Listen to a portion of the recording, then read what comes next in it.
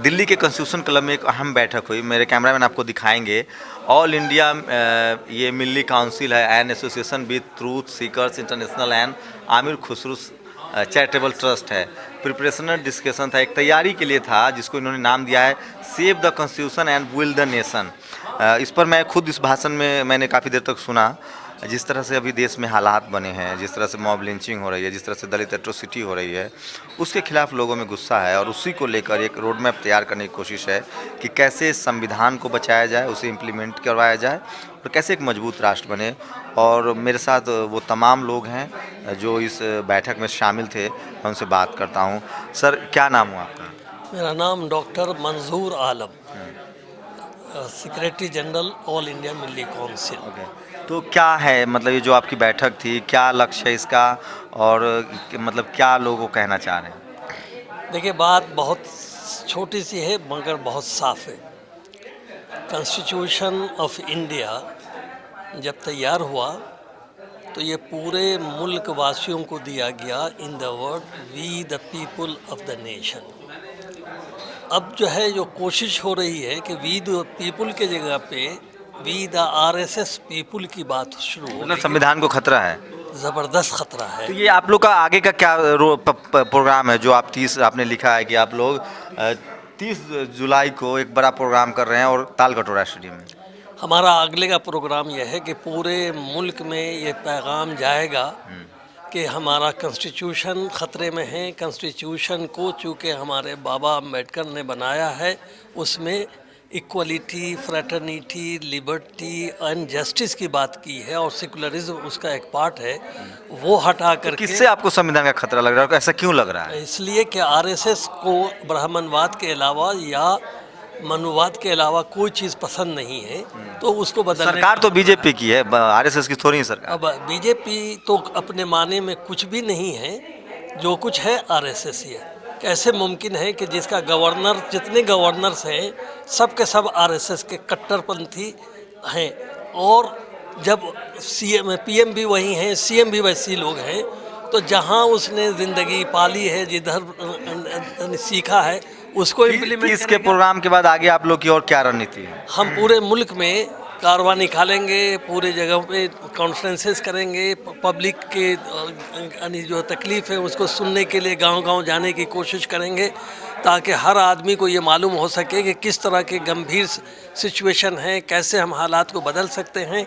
और अगर किन लोगों को खतरा लग रहा है और किस तरह का खतरा है, देश के किन लोगों को खतरा है, किन से खतरा और किस तरह का खतरा है, अगर छोटे छोटे शब्दों में? देखिए, यानी सारे माइनॉरिटीज़, जिसमें मुसलमान, दलितों, आदिवासियों, वीकर सेक्शन जितने हैं, सबको ये खतरा है। किन से खतरा है?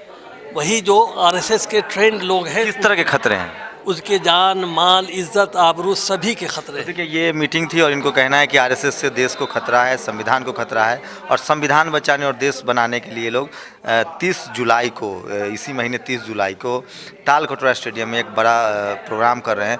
अब बताइए कि मतलब क्यों ऐसा लग रहा है आप लोगों की हालात बहुत ख़राब हो गए हैं और एक बड़ी बैठक की ज़रूरत है?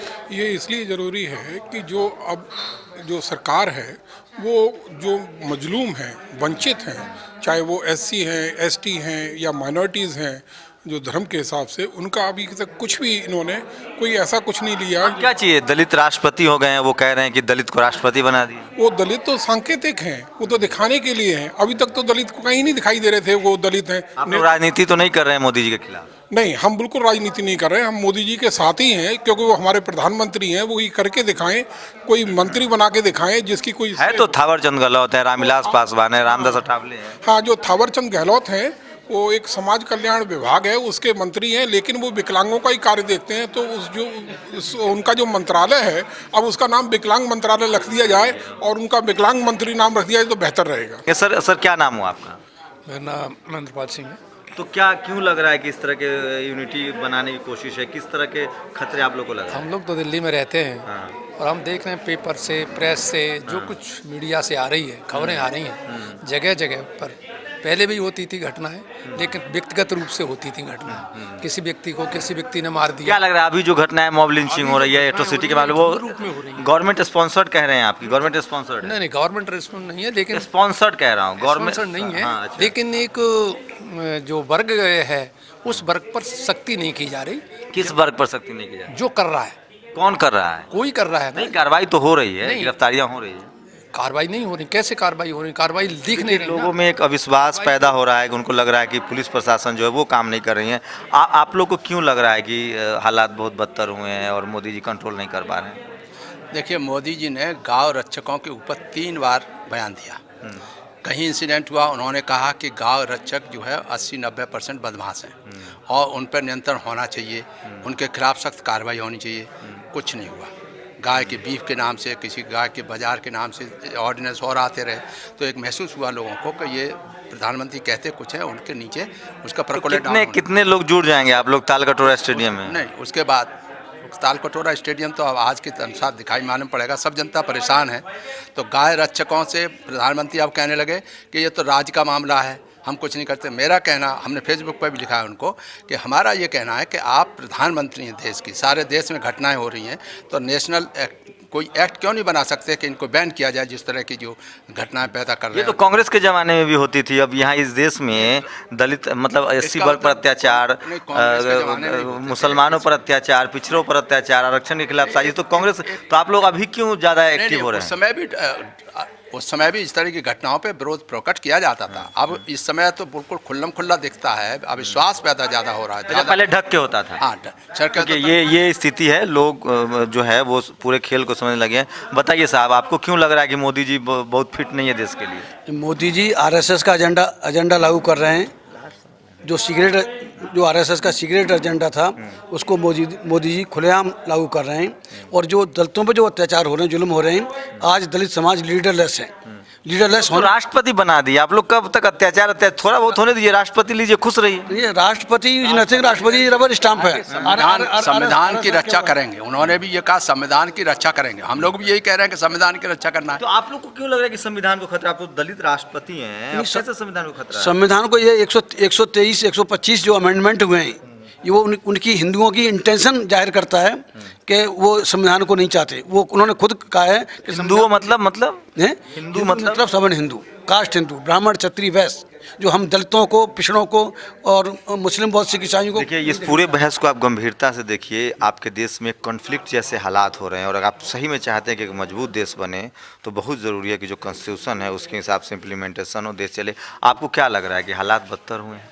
हाँ, हालात तो बहुत ही ज़्यादा बदतर हैं। अब तक जो है 23 लोगों को जो है मॉब लिंचिंग के द्वारा मारा गया है। तो वो 23 लोग कहीं ना कहीं हिंदुस्तान के, आप लोग राजनीति तो नहीं कर रहे हैं मोदी जी के खिलाफ? देखिए, ये कोई राजनीति नहीं है, लेकिन हाँ ये है तो राजनीति करने से क्यों बच रहे हैं? राजनीति होनी चाहिए। देखिए, राजनीति ऐसा है कि अभी जो हमारे देश के जो भी लोग हैं, खास करके विशेष वर्ग माइनॉरिटी को टारगेट करके, और अभी झारखंड में हुआ है, अभी बिहार में हुआ है, अभी जो है बल्लभगढ़ में हुआ है, अभी आपको कुछ दिन पहले जो है वो लोग, अभी मेरी आरएसएस वालों से बात हो रही थी, तो कह रहे हैं कि पश्चिम बंगाल, केरल में 1-2 उदाहरण दे रहे थे कि दूसरे समुदाय के लोग हिंदू समाज पर हमला कर रहे हैं। देखिए, ऐसा है कि वो तो कहने के लिए कहते हैं, लेकिन जो हकीकत आप देख रहे हैं, अभी मुरादाबाद में 72 भैंस, ये हाजी याकूब कुरैशी साहब की जो है गाड़ियों में से 72 भैंसें आ रही थी, और कम से कम एक भैंस जो है 60-70 हज़ार की होगी, और 72 भैंस लूट लिया। तो कहीं ना कहीं लॉ एंड ऑर्डर तो होना चाहिए ना, कोई सिस्टम तो एक बड़ा आरोप है, लगातार बात हो रही है कि गौ रक्षा के नाम पर गुंडागर्दी भी हो रही है। आपको कुछ कहना है सर? आप भी कुछ कहना चाह रहे हैं? देखिए, देश के अंदर नफरत की आंधी चल रही है और सरकार मूक दर्शक बैठी हुई है। क्या कारण है कि जो तथाकथित गौरक्षक है उनके पे गैंगस्टर नहीं लगता, लेकिन सहारनपुर में यदि हमारे बच्चे थोड़ा सा भी उग्र प्रदर्शन करने की कोशिश करते हैं तो उनके ऊपर ये सब लगा दिया जाता है। आखिर रासुका, गैंगस्टर, ये सब क्यों नहीं उन लोगों पर लगता जिनके ऊपर लगना चाहिए? गंभीर सवाल है कि देखिए कि किस तरह से ये लोग कोई प्रोफेशनल नेता नहीं है, किसी पार्टी से नहीं है। समाज में वो लोग हैं जो लगातार काम करते हैं, अपने अपने जो फील्ड के एक्सपर्ट लोग हैं और अनुभव है इनके पास। हालात इस तरह के हैं कि ये लोग एकजुट होने के लिए मजबूर हैं। और एक बार फिर से प्रोफेसर रतन लाल है। सर, आप लोग को सही में लग रहा है कि संविधान को खतरा है और देश को खतरा है, क्योंकि ये constitution and build the nation? ऐसा है, ये पुष्यमित्र सुंग का राज कंपनी राज के साथ ब्लेंड होकर वापस आया है। समझिए कि संविधान की जो स्पिरिट है, समता, स्वतंत्रता, न्याय, बंधुता, क्या ये कंपनीज पे लागू नहीं होती है? क्या इस मीडिया पे लागू नहीं होती है क्या? तो इसलिए वाकई हम तो ये कह रहे हैं कि हमले तो 2500 साल से वैचारिक सांस्कृतिक युद्ध चल ही रहा है, लेकिन जब पुष्यमित्र शुंग और कंपनी राज ब्लेंड हुआ है तो ये हमले ज़्यादा विभत्स हो गए हैं, ज़्यादा भयानक हो गए हैं। कोई बहुत बड़ा प्रोटेस्ट दिख नहीं रहा। आप लोगों ने प्रोग्राम रखा है 30 जुलाई को, क्या कितनी ताकत होगी? आप लोग कितने लोग जमा कर लाएंगे? मीडिया आपके पास है नहीं, अखबार आपके पास है कोई बात नहीं। कैसे आप ऐसा लोगों को है। कैसे आप लोग लाखों अम्बेडकर एसोसिएशन में जानता हूँ, देश में लाखों रोज ऐसे छोटे छोटे मीटिंग होते रहते हैं, उसका सोशल इम्पैक्ट कैसे दिख रहा है और क्या रणनीति है आप लोग के पास ताकि सोशल इम्पैक्ट हो? इम्पैक्ट दिख रहा है तभी तो हम लोग यहाँ बैठे हुए हैं। रही मुझे बात- तो नहीं दिख रहा। नहीं, आपको नहीं दिख रहा हो, हमें तो दिख रहा है ना। हमें दिख रहा है कि हर जगह से प्रतिरोध के स्वर धीरे धीरे कांशीराम के जमाने में 70 साल हो गए भाई, कब तक जवाब देने दीजिए। ये कांशीराम जी के ज़माने में मीडिया उनको दिखाता था क्या? हमें अभी कमिटमेंट वाले लीडर्स चाहिए जो मुद्दे इश्यूज को समझ के लोगों को कनेक्ट कर सके। कम से कम अगर लाखों संगठन है तो कम से कम दलित, पिछड़ों, मुसलमानों ने ये बात तो समझ लिया ना कि संगठन बनाना है, तो अगर बन गई है तो हो सकता है 5-10 साल में उसको कनेक्ट भी होगा। आपके बाबा साहब आते हैं, उसके बाद एक लंबा गैप है, कांसीराम आते हैं, फिर लंबा गैप है, दूसरा तीसरे लोग कौन? महान आदमी जो है ना हर दिन नहीं पैदा होते हैं। ये समाज और इतिहास के गर्व से आंदोलन बनता है और इसके लिए इंटेलेक्चुअल स्टेट्समैन चाहिए हमें और समय के हिसाब। पॉलिटिकल लीडर तो बनते हैं, आप देखिए ना आरएसएस में बैक बेंच है, कतार है उनके पास। ऐसा है, आप एमपी मिनिस्टर हो सकते हैं, एमएलए एमपी हो सकते हैं, लेकिन आप लीडर नहीं हो सकते हैं। चलिए मुद्दे पर आइए, 30 तारीख को कितनी ताकत दिखाएंगे आप? ऐसा है, ताल कटोरा स्टेडियम देख लिया आपने, स्ट्रेंथ देख लिया, उसमें जितना सारा भर दिया जाएगा, भर दिया जाएगा सब पूरा। मैसेज कैसे पहुंचाएंगे लाखों लोगों तक? 125 करोड़ का नेशनल दस्तक है। इसके अलावा क्या है? नेशनल दस्तक तो यूट्यूब व्हाट्सएप है, सोशल मीडिया है हमारे पास। मीडिया क्यों बाइकआउट करती है आप लोगों का? मीडिया क्यों नहीं दिखाती? बाइकआउट नहीं करती है ना मीडिया में, उसके अंदर कहता है अपने आप को चौथा खंबा है, तो जब उसके अंदर पैसा का घुन लग गया है उसमें, और उसमें जो काम करने वाले लोग हैं, कोई स्वर्ग से टपके हुए लोग, थोड़े ऊपर से टपके हुए लोग, तो इसी समाज के लोग हैं जो काम करते हैं, तो उनका जो मानसिक और सांस्कृतिक और तमाम जो वैचारिक सोच है वो थोड़ा ही कि ओवरनाइट बदल जाएगा, नहीं बदलेगा। हमें तो उस पर विश्वास भी नहीं है, आप समझिए। दूसरी बात, आप जो सवाल सबसे पूछ रहे थे कि क्या आप राजनीति कर रहे हैं, आप ऐसे सवाल पूछ रहे हैं जैसे राजनीति करना है कोई अपराध है। No, absolutely we are doing politics. BJP कहती है कि भाई जो भी उसके खिलाफ मीटिंग हो, प्रोटेस्ट हो, वो राजनीति है। नहीं तो बीजेपी नकवी तो पार्लियामेंट में बोले हैं ना कि मायावती जी यहाँ राजनीति कर रही हैं, तो क्या संसद में राजनीति नहीं होगा तो अडानी अंबानी के घर पे राजनीति होगा क्या? वो करें तो वो राजनीति, वो ठीक है, वो क्या कर रहे हैं फिर? वो इसका जवाब संघ परिवार को, भाजपा को, सरकार को देना चाहिए कि क्या संविधान, इस देश का संविधान इस देश के नागरिक को राजनीति करने का अधिकार देता है कि नहीं देता? हर एक्शन आपका गौ रक्षक के थ्रू डंडे मारना दलितों मुसलमानों को, वो भी राजनीति है, तो उसका प्रतिरोध भी राजनीति होगा। बीजेपी ने दिया आपको, राष्ट्रपति दिया है। ऐसा है, व्यक्तिगत मुक्ति समय, हमको व्यक्तिगत मुक्ति में कोई दिलचस्पी नहीं है। आप मेरी वजह से राष्ट्रपति नहीं बनाओ, प्रधानमंत्री नहीं बनाओ, लेकिन हमारा जो मुद्दा है प्रतिनिधित्व का, हमारा जो मुद्दा है सेल्फ रिस्पेक्ट का, हमारा जो मुद्दा है डिग्निटी का, हमारा जो मुद्दा है जो जल जंगल जमीन में हिस्सेदारी का, इसको आप एड्रेस करो। एक को आप जाके मलाई खिला दो, बाकी के पीठ पे डंडे मारो। मतलब ये कहाँ, ये हम लोग को समझ में नहीं आ रहा क्या? हमारी दिलचस्पी व्यक्तिगत मुक्ति में नहीं है, हमारी दिलचस्पी है जमात की मुक्ति में दिलचस्पी है। चाहे आप प्रधानमंत्री भी बना दें, हमारे हैं ना राम विलास जी कैबिनेट मिनिस्टर है ना, वो चले थे गरीबों के घर में चिराग दिया जलाने, अब पावर हाउस अपने घर में लगा के बैठे हुए, तो क्या करेंगे वैसे मिनिस्टर का?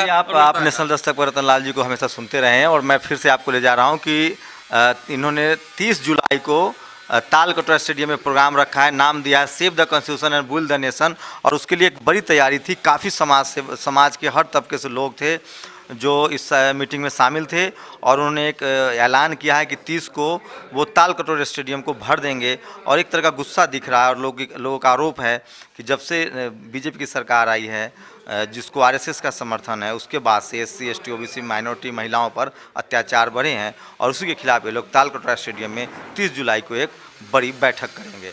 कैमरामैन तारा दत्त के साथ शंभू कुमार सिंह, नेशनल दस्तक, दिल्ली।